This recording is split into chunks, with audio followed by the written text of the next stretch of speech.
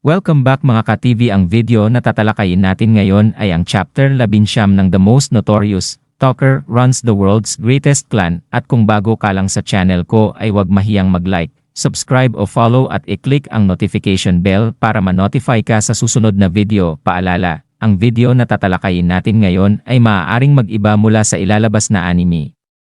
Hindi ko inaangkin ang mga drawing o anumang materyales na ipapakita. Ang layunin ko ay magpakita ng suporta at magbigay ng impormasyon tungkol dito. Ang lahat ng kredito ay nananatili sa mga orihinal na may-ari.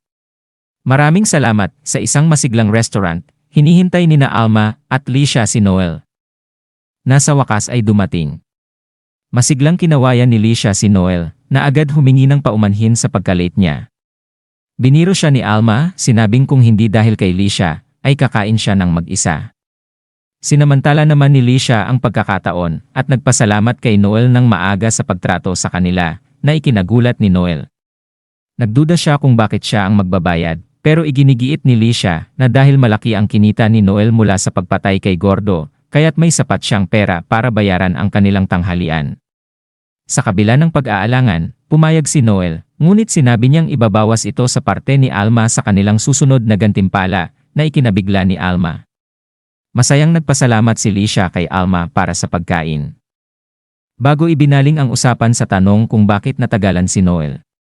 Ibinahagi ni Licia ang hinala na baka may nire-recruit si Noel sa kanyang team. Ngunit sinabi ni Noel na nahihirapan siyang makahanap ng mga tamang tao dahil karamihan sa magagaling ay nakatali na sa ibang grupo. Habang iniisip ni Noel ang naging karanasan bago makarating sa restaurant, naalala niyang nakatagpo niya si Koga, isang malakas ngunit masunuring mandirigma, at ang kanyang pinuno na si Miguel. Habang pinagmamasdan ni Noel si Koga, napansin niyang malakas ito at may potensyal, iniisip kung posibleng idagdag si Koga sa kanyang grupo. Ngunit sa huli, nadismaya siya nang makitang lubos ang pagsunod ni Koga kay Miguel.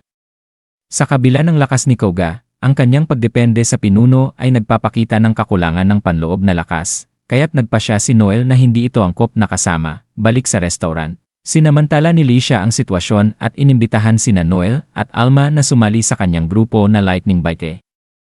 Agad namang tumanggi si Alma at sinabing wala silang interes na sumali sa ibang grupo maliban sa kanilang sarili.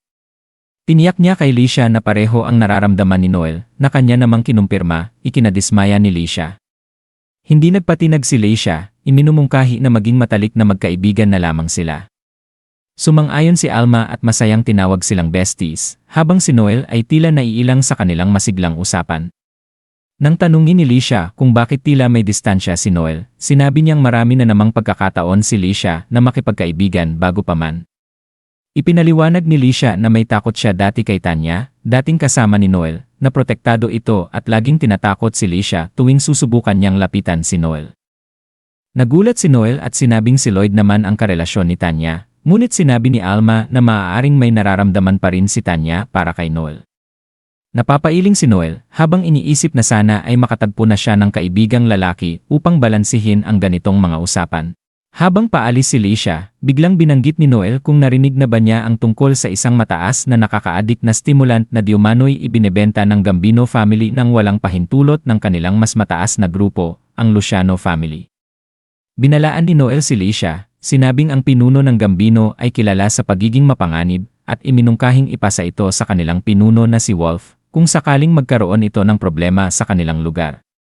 Natuwa si Licia at sinabing parang nag-aalala na si Noel bilang kaibigan, ngunit sinagot siya ni Noel na nagiging mainat lamang siya dahil posibleng madamay sila sa gulo. Samantala, sa kabilang bahagi ng bayan, si Albert Gambino, ang kinatatakutang leader ng Gambino family, ay nasa isang madugong tagpo kasama sina Miguel at Koga, na kanyang dinakip matapos tumakas si Miguel mula sa kanyang dating pamilya, ang D'Alembert clan.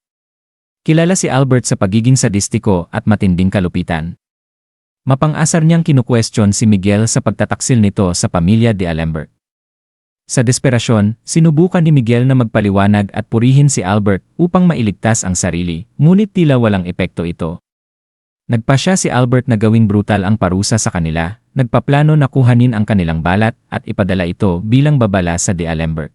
Habang nasa kalagitnaan ng kanilang usapan, isang pinuno mula sa nayon ng Mints ang dumating at inireklamo si Noel Stollen. Sinasabing inatake siya ni Noel, hinostage ang pamilya niya, at sinaktan ang kanyang mata upang pilitin siyang magbayad.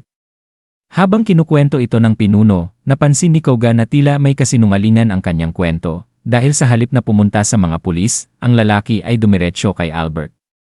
Gayunpaman, patuloy ang pinuno sa pagsasalaysay. Tinawag si Noel na walang pusong kriminal na tahasang ininsulto ang Gambino family bilang isang maliit at walang kwentang organisasyon. Natawa si Miguel na napagtanto ang panlalansi ng pinuno upang gamitin si Albert laban kay Noel.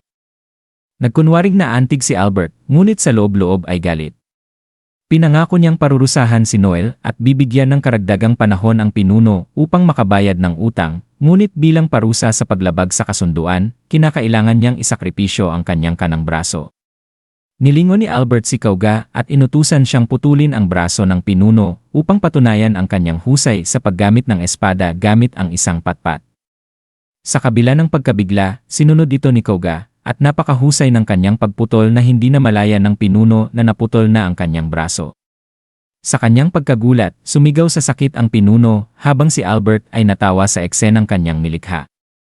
Labis na humanga si Albert sa husay ni Koga at idineklara siyang kanyang bagong alipin. Masaya si Albert sa ideya na ipadala si Koga upang tugisin at patayin si Noel bilang bahagi ng kanyang masalimuot na plano. At dito nagtatapos ang ating buod ng Kabanata 19 ng Most Notorious Talker. Mula sa bawat kwento, unti-unti nating nasaksihan ang paglago ng mga karakter at ang patuloy na paglalim ng kanilang mga laban at pagsubok. Habang bawat yugto ay nagbibigay ng mas maraming tanong at sagot, nasasabik tayong makita kung ano ang susunod na mangyayari. Hanggang sa muli, sabay-sabay nating abangan ang susunod na kabanata ng kwentong ito, handa na sa mga bagong emosyon at laban na darating.